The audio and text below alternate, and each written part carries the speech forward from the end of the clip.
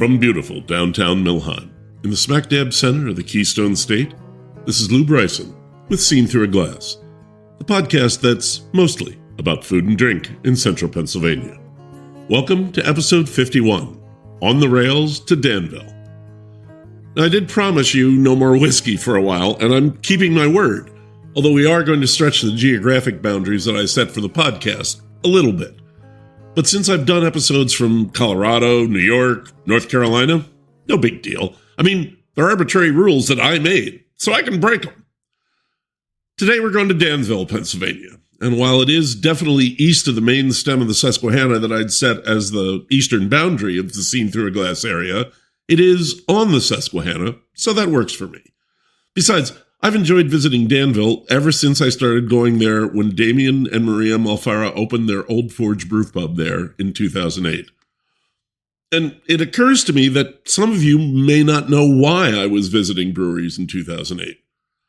From 1998 to 2010, I wrote 4 editions of Pennsylvania Breweries, a guide to the breweries of the Keystone State. I visited each brewery, sampled beers, talked to the owners or brewers, and checked out how they made beer.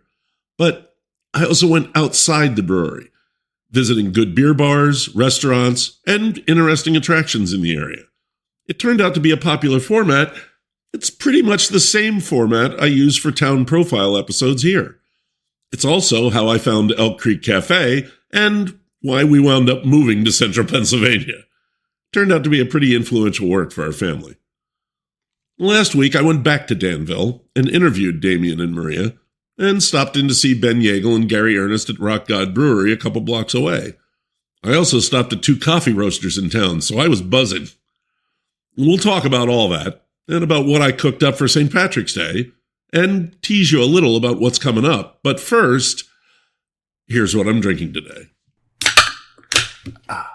What I'm drinking today is one of Old Forge's original beers, one they're still making and canning, T-Rail Pale Ale. Could have grabbed an IPA or one of their barrel-aged beers or a sour, but I wanted to honor this old original. Let's have at it. T-Rail pours a really nice kind of ambery gold white foam. This is and it's the classic look of an American Pale Ale, and the aroma is just like coming home to an old friend. Wow. It's got the fruitiness. It's got the slightly citric hops. Most of all, it smells fresh. It just smells like a beer poured right out of the tank at a brew pub. I'm sorry, I'm getting rapturous here, but I really love American Pale Ale, and most of what's getting poured as Pale Ale these days seems to be either really washed out or essentially an IPA with a Pale Ale tag on it. So this is great. Oh, and there you have it. American Pale Ale, like this, should be flavorful but refreshing. You've got a little bit of sweetness up front. You've got those fruity esters. They're a product of the fermentation process that's preserved through maturation and packaging, if it's done right. And then you've got bitterness at the end, and bitterness is an essential part of beer. It's got to set you up for that next sip, which I'm going to have. Oh boy. I have to be honest with you, when I'm recording this, it's actually a little bit before 9 a.m. And I mean, I've had my breakfast and my coffee, and I'm all settled in, and I'm not going to be drinking this whole beer. But you know what? With that bitterness and that fresh fruit flavor, that tastes pretty good at 9 a.m. Yeah, I don't really have a lot of other things to say about this. This is kind of one of those, like the people say on the internet right now, 10 out of 10, no notes. I don't have a lot to add other than I'm glad I got a 4-pack and not a single can. Get your butts over to Old Forge. Have some beers. Cheers. Oh, and of course, before we really get rolling with that, here's your smack dab in the center, sponsored by the Happy Valley Adventure Bureau. After a long and at times exceptionally cold winter, It would be a great idea to wash up the car, shake the wrinkles out of the springtime clothes that have been hiding at the back of the closet, and go out someplace nice. Well, Center County's got you covered. Here are 3 options for a luxurious, delicious night out that will reassure you that better times are just around the corner. If you want fine dining and fine drinking, may I recommend the Allen Street Grill in the heart of State College? The bill of fare is exceptional, and thanks to meticulous curation and adventurous selection, the beverage options are every bit the equal. A broad selection of wines, brewery fresh beer choices, and an eye-popping set of spirits will keep your options open. Would you like a place that's a bit more relaxed with the sultry feel of a jazz club? You're in luck, because Pine Grove Hall offers that, plus inventive, experienced talent both in the kitchen and behind the bar that will surprise and delight you. And for that real feel of spring, drive down a country road to Refarm Cafe, where they're harvesting the best of local foods for a springtime menu that will make you feel hopeful for the future. With this meal in front of you, you'll be ready to face anything. Ah, spring. The beautiful spring came, and when nature resumes her loveliness, the human soul is apt to revive also. Time to revive, my friends. Go to the happyvalley.com website to find links to these places and more under the Eat tab. It's an adventure. So why is this episode called On the Rails to Danville? Well, Danville claims to be where the first T-rail profile railroad track was rolled in October of 1845 at the Montour Iron Company, setting America on a path to rapidly expanding commerce. Danville was an iron town, a big one. Mill Street, the main street, is named for iron mills, not flour or sawmills. Further back, though, much further back, Danville started as a Susquehannock hunting camp. The tribe hunted beaver all along the river, trading the pelts to Swedish and Dutch settlers for trade goods and also weapons. And that dragged them into the Beaver Wars of the mid-1600s, and the Susquehannocks fought 2 of the 5 Iroquois nations for dominance over the river and the beaver in it.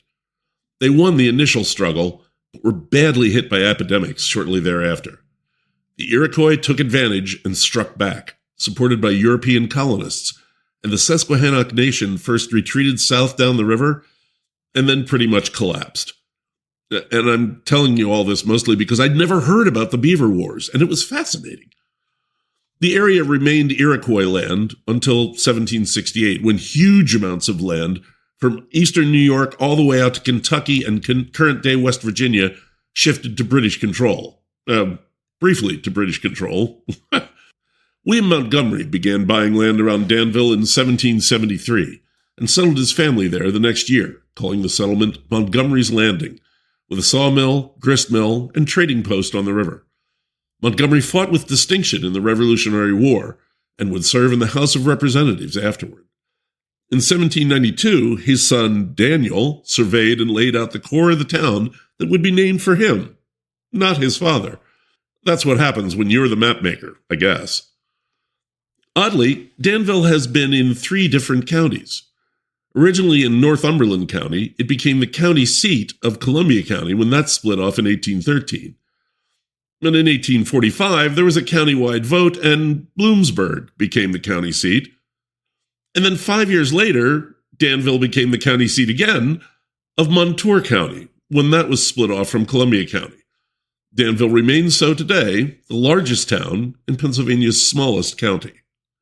Iron mills were the town's biggest industry in the 1800s, but they failed to make the conversion to steel manufacturing and collapsed. In 1915, the widow of one of the former iron magnates wielded her fortune to create what would become Danville's biggest employer today, the Geisinger Hospital, which now serves as the headquarters hospital of the Geisinger Health System, with facilities throughout central and northeastern Pennsylvania.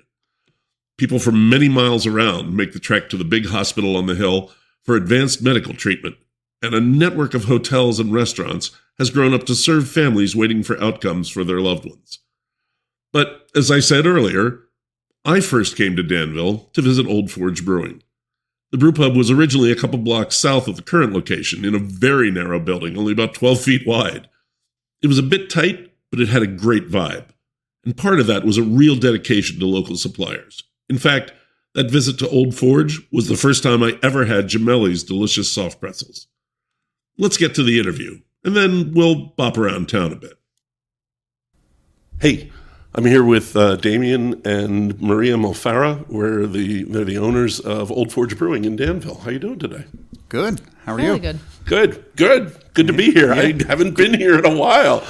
I was never a frequent visitor, but I used to come in more often than this, and now, hell, I live less than an hour away, and I think this is the first time I've been in a year. Hey, well, it's a good time to come back. I'm glad to have you back. Yeah, well, it's a beautiful day, too. We're finally getting some decent weather. When I came in, there were people sitting out on the sidewalk. Maybe rushing the season a little, but God bless them. A little bit, but you need that vitamin D. You got to get out there and get some sunshine. All right. So, it's an episode about Danville. How'd you wind up in Danville? Are you from here, or? We are not from here. It's an interesting story. We were living in Bloomsburg. Okay. Not too far away. Not too far away. And came up with the crazy idea to open up a brewery or a brew pub. Just, I guess, serendipitously, we found a location in Danville. And this was in? 2008. Okay. Yeah, I was finishing up my master's, and we were going to move back to Philly because Damien's from Philly. Mm-hmm. That's what I thought I remembered. Yeah, or we were going to stay in the area because my family is from like the Herndon area. Okay. So, which is like 30 minutes away. And then this happened. Yeah. Yeah. Yep. We haven't looked back. What were you doing before, Damien? I was in sales. Okay. Yeah, I started out in chemistry. I was a research chemist. Yeah, this is coming back to me now. For a few years, and then I did sales for a lot of years, and then jumped into brewing and I guess entrepreneurship, you might call it. Uh-huh. And what was your background in, Maria? Education. I was getting my master's in deaf and hard of hearing. Oh, wow. Okay. Yep. Yeah. And where were you doing that? So up at Bloomsburg University. Oh, I was getting okay. my master's. That's why you're in Bloomsburg. Mm-hmm. Okay. Yeah. All right. And this is not the original building you were in. The other building, it just came open and you thought, here's the opportunity? Yeah. It was a restaurant that was closing down, and it was very small, very quaint. It was perfect for our new venture, and we did a lot of work to it. I think it was a Mexican restaurant. Yeah, So it looked a lot different. So, but we made it look like our brew pub, and but we were renting. We didn't own the place. Okay. And then this building, really narrow place. Oh yeah, it was 12 feet wide. So, but it worked amazingly. I couldn't believe what we did in that little spot. But this place became available in 2013. Yeah, 2013 is when we moved into it. In September, we had purchased it in March. In March of 2013. Yep. Oh, so you do own this building? We own this building. Yep. Okay. We purchased it in March. We did all the renovations. And what was this before? It was called Lemon Appeal. It was a really cute little store. Boutique with like some like clothes, some furnishings, knickknacks. Yeah. But I meant to get to this later in the interview, but here's the opening. Main Street looks pretty great. There's a lot of nice older buildings, a lot of brick. Yeah. Yeah. Yeah. It's just, and I know every time I come here, I'm thinking, wow, look, some little shops. And then I noticed that a lot of times the little shops are different little shops. There's turnover. There is turnover. Yeah. I assume Geisinger drives the local economy. Is that? Yeah. It's a behemoth up on the hill, which in a good way. Oh, yeah. It employs a lot of people, and it's the economic driver of the area. Without Geisinger, a lot of these small towns, if they don't have a college or some base, what happened? They get forgotten about. Yeah. So I think it's great for the town. This building across the street here, that brick building, that was built by Geisinger. Oh, right. Okay. I think it was 2010. Maybe, yeah. So that's a fairly new building. Yeah, it was. I like that they kind of made it fit in. That's cool. Yep. Yeah. Okay, and if we're going to talk about the town and all that kind of stuff, I have to ask. I saw a thing on the way in. Home of the T-Rail. What is that? Oh yeah. And that's how we sort of got our name, Old Forge. Yeah. Well, that's because you had a T-Rex IPA. Is that connected? T-Rail Pale Ale. Okay, Yeah, T-Rail all right. Pale Ale. Yeah. Mm-hmm. And downstairs, our bar stools are original, like T-Rails from the No, rail. no, the What bar, is it? Is that- it's not the stool, The- it's the bar Oh, the rail. rail? Rail. Okay. Feet So on is it like a railroad? Yep, railroad And rail. the forge? Okay. Yeah, so like in the 1850s, Danville was an iron town. So the iron furnaces dominated the industry, and they were very successful. And they had rolled the first T-rail in America. Wow. And that's the style of the railroad rail that's like the shape of a T. Yeah. So it's a railroad Huh. rail that you would normally see. Yeah. So, yeah, a lot of history there. Indeed. That's kind of cool. I haven't been here in a while. We talked about that and, whatever. But is the food still largely local? Because I remember that. Yeah. Okay, because it was weird. Danville was the first place I ever had bread from Gemelli's in State College. And I was like, is that local? I guess it's local. It's really good. And, now I'm living there. I'm buying their bread like every week at the farm market. And I still think, wow, I had it there first. So you're still doing local stuff. We are. It's a challenge over the years. Yeah. Like you just said, sometimes shops open and close or different things happen. So we've used different local purveyors, whether it's bakeries, cheese, produce. And so we still try to do it whenever we can. And Yeah, I've had a couple of farm to table people on the show, and everybody's like, it's a nice thought, but it's hard to be consistent. Hard. It is hard, and you have to change. You have to find new sources a lot. The one source that we've been consistent with is our beef. That's is that a spent grain cycle? Yep. Yeah. Torkowski Farms. So he's been great to work with. He's always taken our spent grain, and he's pretty local. Yeah, 6 miles. Oh, that's pretty local. Yep. Yep. So it's great, and it's good quality beef.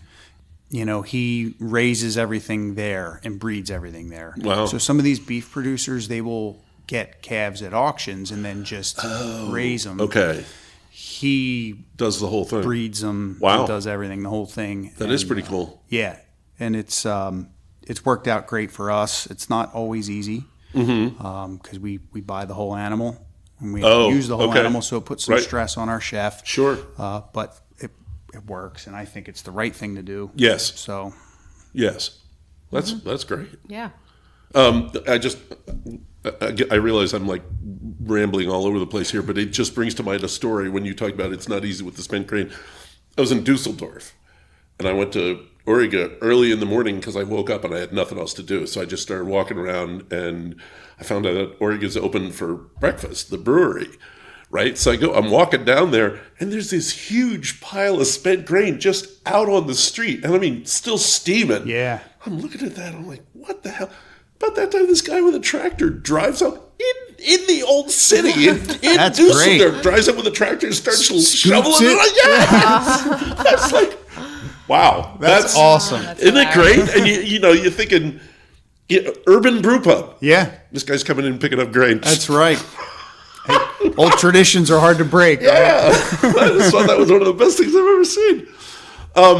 You have a lot of artwork built into the place. The ironwork, paintings. I think there's some ceramic as well, or murals or something, and the spinner. Tell me about the artwork. Is that also local? So when we started our brew pub, we had worked with a guy out of Light Street, right outside Oh, yeah. Bloomsburg, Keith Yeah. Coker, and he is Keith yeah. Coker. Okay. And he's a true artisan. Amazing man. And he did all of our metal work here. He made our tables for us, our bar top. Oh, wow. Because we really had that theme and wanted to stick with sourcing local, not just food, but also local artists, local craftsmen. And that was our whole thing about as much as we can. And even in the beginning, we had local potter make our plates. Oh, Yeah, wow. that's right. And all of our dishes and that. So it was truly about being supporting the local All the tap artists. handles. Yeah, all of Yeah. our tap Oh. handles. Yeah, we haven't bought a tap handle ever. Yeah. No, it's great. And so then also Keith's good friends were the Stableys, and Dave and Deb are two amazing local artists who now live up near the They're potters and artists. They live up near Williamsport, and he did the mural painting on the wheel downstairs. Yeah. He's made. They've made our mugs a couple times, part of our mug club. How it changes every year, because that's one thing here. We have our mug club, and every year, if you're in it, you get like a mug made from a local potter. And we like source different local potters every year. I didn't know that. Yeah. So that was my next question. I wanted to talk about the Mug Club because it's amazing. Yeah. Yeah, it's amazing. I mean, we still have a line line up of people outside. So how does it work? So it's a yearly membership. Okay. And what you get is you get the mug, and then you get some a free mug fill. When we tap up a new beer, and you get some other little perks with it, And how much is it? So it's $85 a year. Okay. So you're getting this handmade mug from a potter, which is more than half of the mug cost. How many mugs are you making a year? So they make 298.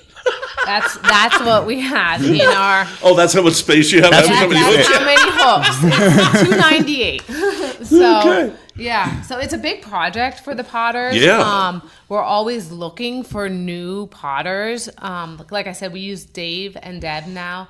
Their mugs are hanging down there right now. Okay. And we've used them 2 or 3 times. This is their 3rd time in 16 years. And I mean, the people keep the mug Yeah. at the end of the They year. take them home. Yeah. Some people have been in our mug club from the first year. Wow.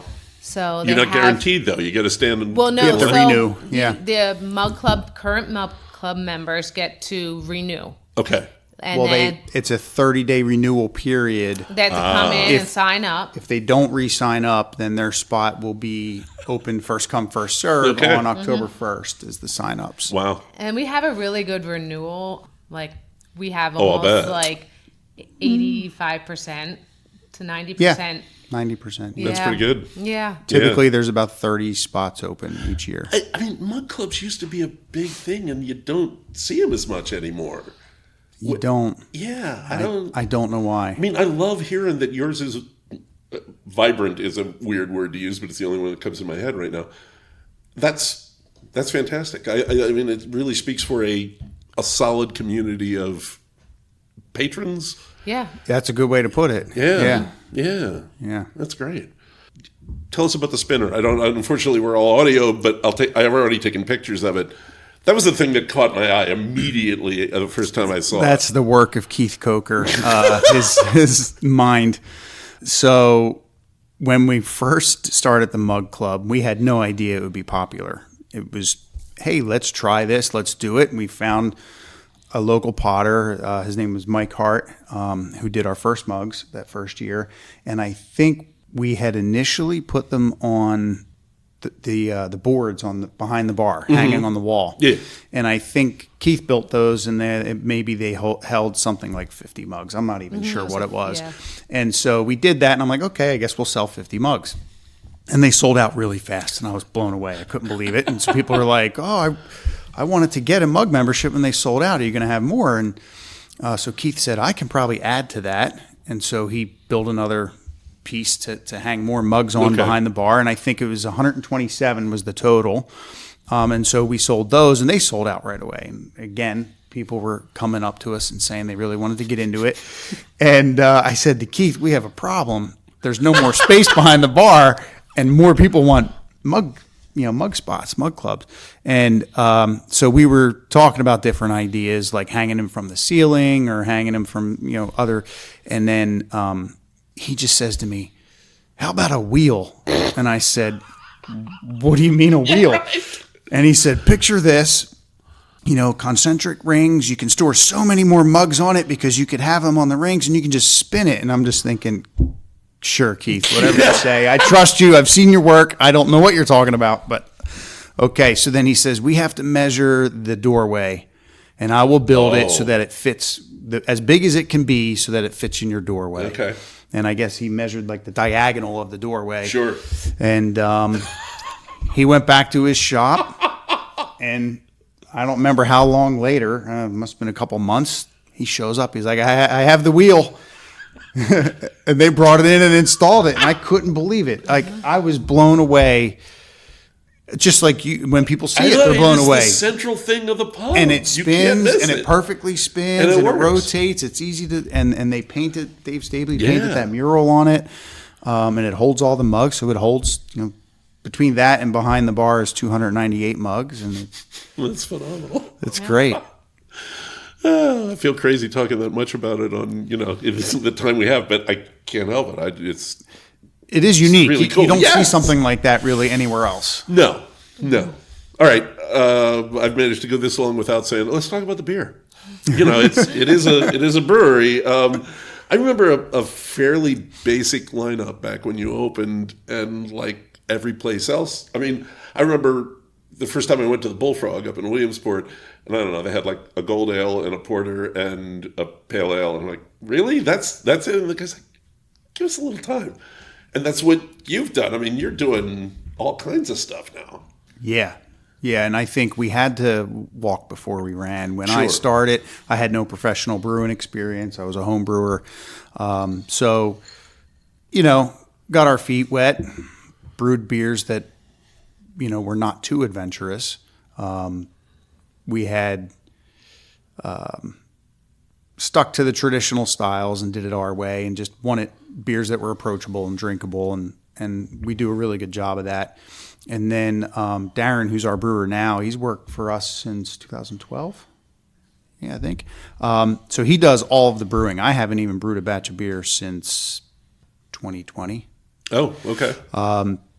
So Darren handles everything, and really, I think, is doing a phenomenal job at balancing the traditional styles that are just very drinkable and approachable, and also branching out into just a little bit more adventurous stuff. We do have a barrel aging program with some sours, like natural sours. Mm-hmm.